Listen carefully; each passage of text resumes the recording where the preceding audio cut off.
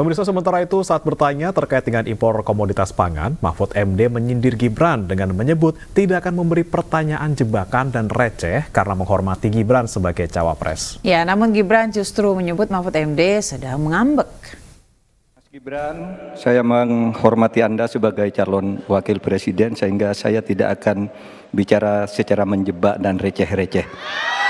Saudara, pada tanggal 17 Februari 2019 dalam sebuah debat calon presiden itu Pak Prabowo mengatakan bahwa Pak Jokowi itu menyampaikan tidak akan mengimpor komoditas-komoditas pangan jika nanti terpilih presiden.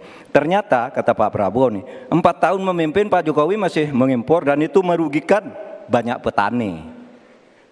Nanti dicek ya, bahwa itu pertanyaan Pak Prabowo ke Pak Jokowi saat itu. Pak Jokowi bilang tidak akan ngimpor. Tapi sampai sekarang kita masih mengimpor banyak. Masih mengimpor banyak. Malah semakin banyak mafianya impor-mengimpor bahan pangan itu.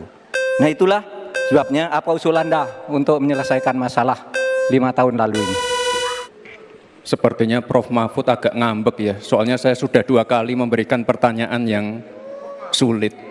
Carbon capture, greenflation, selalu dikomenin pertanyaan receh. Ya kalau receh ya dijawab Pak, gitu loh, segampang itu. Oke, masalah pangan, masalah impor. 2019 sampai 2022 kita sebenarnya sudah swasembada beras. 2023 ada impor karena El Nino Pak. Dan ini terjadi di sebagian besar di belahan dunia Pak. Kuncinya sekarang adalah bagaimana kita bisa bekerja sama melakukan ekstensifikasi, intensifikasi lahan di tingkat desa sampai tingkat nasional secara efektif. Pupuk itu kunci. Makanya kemarin ada pabrik pupuk di Fak-Fak. Ini kunci untuk meningkatkan produktivitas. Lalu mekanisasi.